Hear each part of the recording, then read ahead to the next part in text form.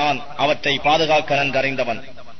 இவ்விதமாக நாட்டில் யூசுப் தாம் விரும்பிய இடத்தில் தாம் விரும்பியவாறு காரியங்களை செய்து வர அவருக்கு வசதியளித்தோம்.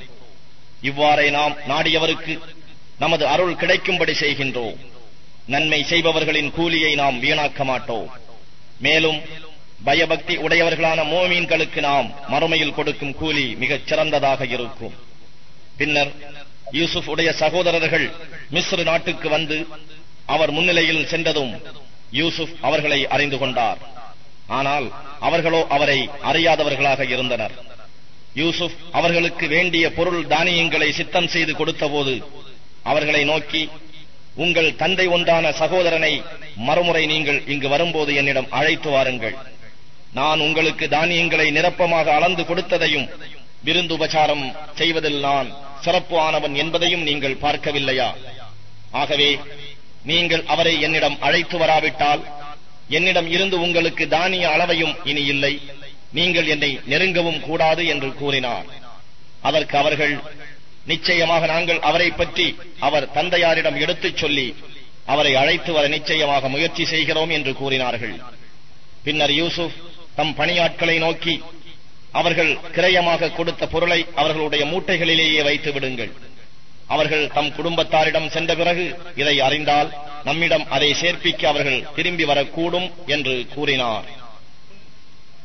அவர்கள் தம் தந்தையாரிடம் திரும்பிய போது அவரை நோக்கி, எங்கள் தந்தையே, நாங்கள் நம் சகோதரரை அழைத்துச் செல்லாவிட்டால் நமக்கு தானியம் அளந்து கொடுப்பது தடுக்கப்பட்டுவிடும். ஆகவே எங்களுடன் எங்களுடைய சகோதரனையும் அனுப்பி வையுங்கள். நாங்கள் தானியம் அளந்து வாங்கிக் கொண்டு வருவோம். நிச்சயமாக நாங்கள் இவரை மிகவும் கவனமாக பாதுகாத்து வருவோம் என்று சொன்னார்கள். அதற்கு யாக்கூப், இதற்கு முன்னர் இவருடைய சகோதரர் விஷயத்தில் உங்களை நம்பியது போன்று இவர் விஷயத்திலும் நான் உங்களை நம்புவதா? அது முடியாது. பாதுகாப்பவர்களில் அல்லாஹ்வே மிகவும் மேலானவன், கிருபையாளர்களில் அவனே எல்லோரையும் விட மிக்க கிருபையாளனாவான் என்று கூறிவிட்டார். அவர்கள் தங்கள் சாமான் மூட்டைகளை அவிழ்த்தபோது அவர்களுடைய கிரயப் பொருள் யாவும் அவர்களிடம் திருப்பப்பட்டிருப்பதை கண்டார்கள். அவர்கள், எங்கள் தந்தையே, இதற்கு மேல் நாம் எதை தேடுவோம்? இதோ நம்முடைய கிரயப் பொருள் நம்மிடமே திருப்பப்பட்டு விட்டன. ஆகவே நம் குடும்பத்துக்கு வேண்டிய தானியங்களை நாங்கள் வாங்கி வருவோம். எங்கள் சகோதரரையும் நாங்கள் பாதுகாத்துக் கொள்வோம். மேலும் அவருக்காக ஓர் ஒட்டகை சுமை தானியத்தை அதிகமாக கொண்டு வருவோம். இது சொற்ப அளவு தானியம்தான் என்று கூறினார்கள். அதற்கு யாக்கூப், உங்கள் யாவரையுமே ஏதாவது ஒரு ஆபத்து சூழ்ந்து உங்களை சக்தியற்றவர்களாக ஆக்கிக் கொண்டால் அன்றி நிச்சயமாக நீங்கள் அவரை என்னிடம் கொண்டு வருவீர்கள் என்று அல்லாஹுவின் மீது நீங்கள் எனக்கு சத்தியம் செய்து வாக்குறுதி கொடுத்தால் அன்றி நான் அவரை உங்களுடன் அனுப்பவே மாட்டேன் என்று கூறினார். அவர்கள் அவ்வாறு அவருக்கு சத்தியம் செய்து வாக்குறுதி கொடுத்ததும் அவர், நாம் பேசிக் கொண்டதற்கு அல்லாஹ்வே காவலனாக இருக்கின்றான் என்று கூறினார். பின்னும் அவர், என் அருமை மக்களே, நீங்கள் மிஸ்ருக்குள் ஒரே வாசல் வழியாக நுழையாதீர்கள், வெவ்வேறு வாசல்களின் வழியாக நுழையுங்கள். அல்லாஹுவின் விதிகளில் யாதொன்றையும் நான் உங்களை விட்டு தடுத்துவிட முடியாது. ஏனென்றால் அதிகாரமெல்லாம் அல்லாஹுவுக்கே அன்றி வேறு எவருக்கும் இல்லை. அவன் மீதே நான் முழுமையாக நம்பிக்கை கொண்டுள்ளேன். எனவே முழுமையாக நம்பிக்கை வைப்பவர்கள் அவன் மீதே முழு நம்பிக்கை வைப்பார்களாக என்று கூறினார். மிஸ்ரு சென்ற அவர்கள் தன் தந்தை தங்களுக்கு கட்டளையிட்டபடி நுழைந்ததனால் யாக்கூபுடைய மனதில் இருந்த ஒரு நாட்டத்தை அவர்கள் நிறைவேற்றி வைத்தார்களே தவிர அல்லாஹுவிடம் இருந்து வரக்கூடிய எதனையும் அது அவர்களை விட்டும் தடுக்கக்கூடியதாக இருக்கவில்லை. நாம் அவருக்கு அறிவித்து கொடுத்தவற்றில் நிச்சயமாக அவர் அறிவு தேர்ச்சி பெற்றவராக இருக்கின்றார். எனினும் மனிதர்களில் பெரும்பாலோர் இதை அறிய மாட்டார்கள்.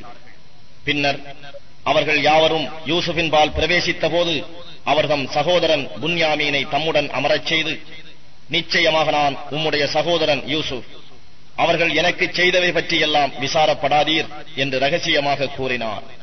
பின்னர் அவர்களுடைய பொருள்களை சித்தம் செய்து கொடுத்த போது தம் சகோதரர் புன்யாமீன் உடைய சுமையில் பானங்கள் பருகுவதற்கான ஒரு பொற்குவளையை எவரும் அறியாது வைத்துவிட்டார். அவர்கள் புறப்பட்டு செல்லலானதும் அரசாங்க அறிவிப்பாளர் ஒருவர், ஓ ஒட்டக கூட்டத்தார்களே, நிச்சயமாக நீங்கள் திருடர்களே என்று கூவினர்.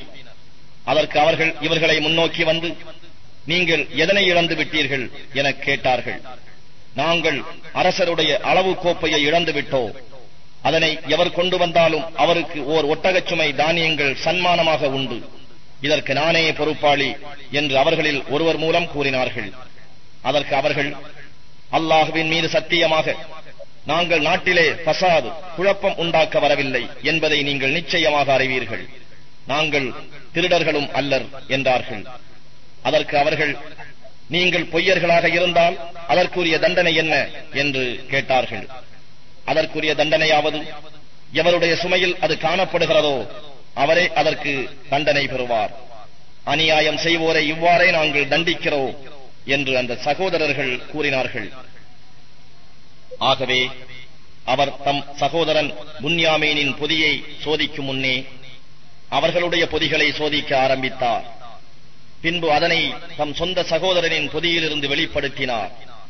இவ்வாறாக யூசுஃபுக்காக நாம் ஓர் உபாயம் செய்து கொடுத்தோம். அல்லாஹ் நாடினாலன்றி அவர் தம் சகோதரனை எடுத்துக்கொள்ள அரசரின் சட்டப்படி இயலாதிருந்தார். நாம் நாடியவர்களின் பதவிகளை நாம் உயர்த்துகின்றோம். கல்வி அறிவுடைய ஒவ்வொருவருக்கும் மேலான அறிந்த ஒருவன் இருக்கவே செய்கின்றான். அப்போது அவர்கள், இவன் அதை திருடியிருந்தால் இவனுடைய சகோதரன் யூசுஃபும் முன்னால் நிச்சயமாக திருடியே இருப்பான் என்று தங்களுக்குள் கூறிக்கொண்டார்கள். இச்செய்திகளை செவியேற்றும் அவற்றை வெளியிடாத யூசுப் தம் மனத்துக்குள் மறைத்து வைத்துக் கொண்டார். அவர், நீங்கள் தரத்தில் இன்னும் தீயவர்கள், இவர் சகோதரரும் திருடியிருப்பார் என்று நீங்கள் வர்ணிக்கிறீர்களே, அதை அல்லாஹ் நன்றாக அறிவான் என்று தமக்குள்ளே சொல்லிக் கொண்டார். அவர்கள் யூசுஃபை நோக்கி, இந்நாட்டின் அதிபதி அசீசே, நிச்சயமாக இவருக்கு முதிர்ச்சி அடைந்துள்ள வயோதிக தந்தை இருக்கிறார். எனவே அவருடைய இடத்தில் எங்களில் ஒருவரை நீர் எடுத்துக் கொள்ளும். நிச்சயமாக நாங்கள் உம்மை பரோபகாரம் செய்வோரில் ஒருவராகவே காண்கிறோம் என்று கூறினார்கள். அதற்கு அவர், எங்கள் பொருளை எவரிடம் நாங்கள் கண்டோமோ அவரை அன்றி வேறு ஒருவரை எடுத்துக் கொள்வதில் இருந்து அல்லாஹ் காப்பாற்றுவானாக. அப்படி செய்தால் நிச்சயமாக நாங்கள் அநியாயக்காரர்களாகி விடுவோம் என்று கூறினார்.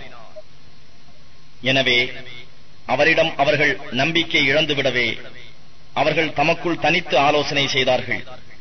அவர்களுள் பெரியவர் சொன்னார், நிச்சயமாக உங்களுடைய தந்தை உங்களிடம் இருந்து அல்லாஹ்வின் மீது ஆணையிட்டு வாக்குறுதி வாங்கி இருக்கிறார் என்பதையும், முன்னர் யூசுப் சம்பந்தமாக நீங்கள் பெருங்குறை செய்து விட்டீர்கள் என்பதையும் நீங்கள் அறியவில்லையா?